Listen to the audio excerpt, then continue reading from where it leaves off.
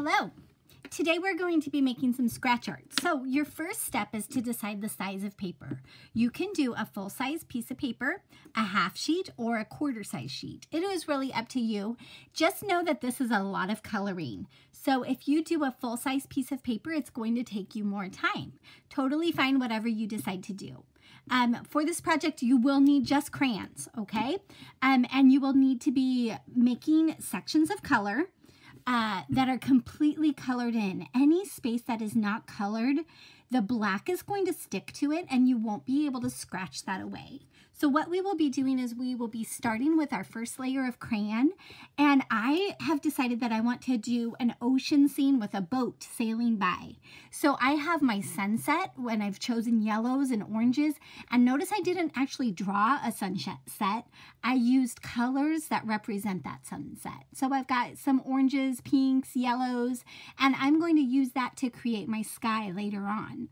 I put a section of grays and whites. That's where the sails of my boat is going to be. And then I've got some brown.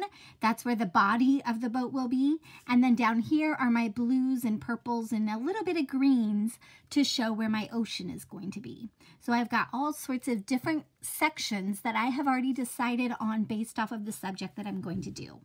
Now, once I have done that, again, I'm coloring in the entire page as much as I can, as well as I can, to get rid of all of those white spaces. This looks white, but there is white crayon there. My next step is to cover the whole entire thing with black crayon. Now, if you would choose to do black crayon, that's fine. You could do a black oil pastel. You could even do black tempera paint. But keep in mind that as we do this project, it's pretty messy. This is the mess that I made just from doing the coloring. And we know that the crayons will start to shed as we color.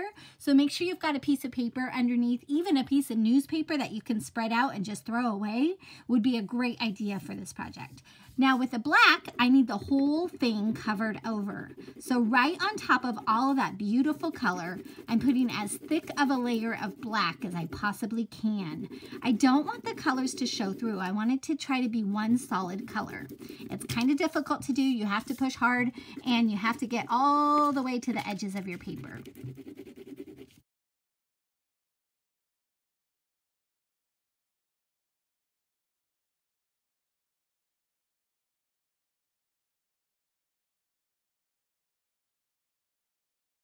Okay, now that we have this whole thing covered, we're going to go ahead and do a quick sketch of what it was that we wanted to put on this paper. I can just barely see some color through. If you want to go back through and try to fill in those spots, it will make your final product look a little bit better. But if you can't get some spots covered, don't worry about it. It will still give the same impression and the same idea at the very end, okay? Now, the reason why I want to draw a quick sketch is it's hard for me to remember exactly where I'm going to place things. When we're talking about the placement of objects in a work of art, we're talking about the composition of the painting or the drawing. And so we are planning out our composition. One of the things that we've talked about in the past is balance, trying to make sure that our negative space and our positive space are equal. And that helps the viewer look at it and go, this feels like a good drawing. Even though it's scratch art and we're going to actually remove part of our crayon in order to make our objects, it is still something that we have to think about: the shape, the line, the color, and even possibly texture. There are many things that we have to keep in mind as we do this. And this is one of those fun projects because it's actually where you are removing medium in order to make your art, much like printmaking or engraving type of things would be. Okay, so my quick draw, I'm going to just have my water is right about here. Then I've got my boat. My boat is a trapezoid shape. I'm just using simple shapes for this project. It's not going to be a big one. And then I'm going to use thick lines to make my sun.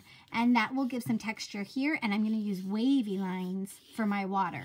Now that I have my quick draw, and maybe I'm going to actually do my rays come in. Oh, you know what? I'm not going to use horizontal.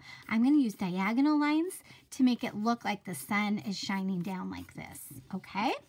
So now the next thing that you're going to need, I forgot to tell you about this earlier, you will need a paper clip or something that is sharp enough to scrape away the crayon without taking away the paper. So you don't want to cut through the paper. So a pair of scissors or a knife would not be a good idea, but a paper clip would be a great idea. Something along that lines, okay?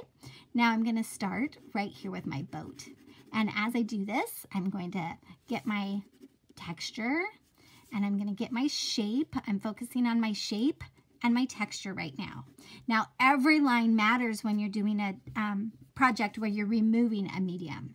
So any line I do really matters because once it's there, I can't add it back on. I guess I could put some crayon back on top. That'd be a great way to turn my mistake into not a mistake.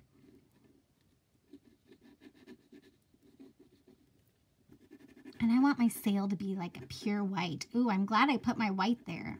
It would be great to have some of the shimmering silver, but I didn't get that quite there. Maybe I'll add another one over here. Why not? In fact,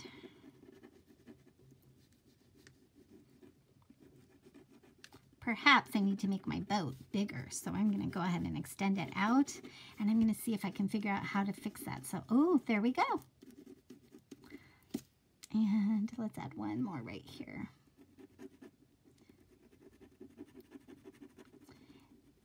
Super fun. Now to get my sun rays there, I'm going to go ahead and start by making my sun shape. And I'm going to pull out all the color there.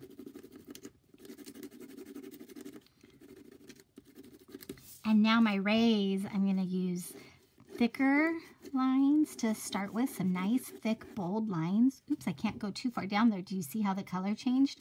So that tells me I need to go out instead of down. Otherwise I'll hit my gray section. Oh, that's nice. And now I can add some smaller ones in between and just enough to get that idea. And now for my water, I wanted to use wavy lines. That didn't turn out great. Let me see if I can fix that. So I'm going to play with the thickness of my lines down here too to see if I can get some nice wave lines. If I do little skinny ones, they're kind of hard to see because that color is so close to black. But if I make them thicker, they really pop out. Guys and girls, your subject can be whatever you want. I chose an ocean scene because I could figure out how to easily make it a picture without having to know specifically where the colors are. You want something where the objects are big enough that if the colors aren't exactly in the right spot, they're close enough that it won't ruin your picture by being the wrong color in the wrong place. Okay? Enjoy this. Figure out something that you could really do to make your object pop out and make it something that you love as well.